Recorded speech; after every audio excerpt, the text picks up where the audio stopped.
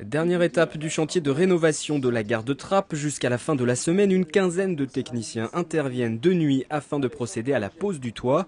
Une opération rendue délicate par la présence à proximité des lignes à haute tension.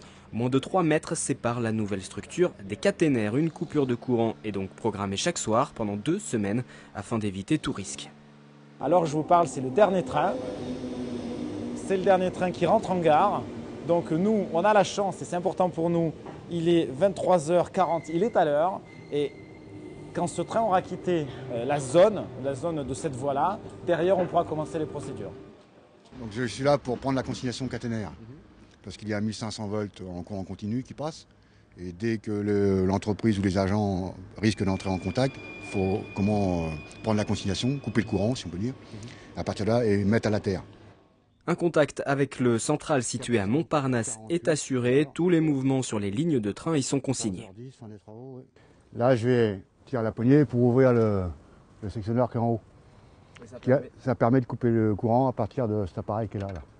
Donc cette zone-là, après, elle sera coupée. Il n'y aura plus de jus. Donc c'est la procédure.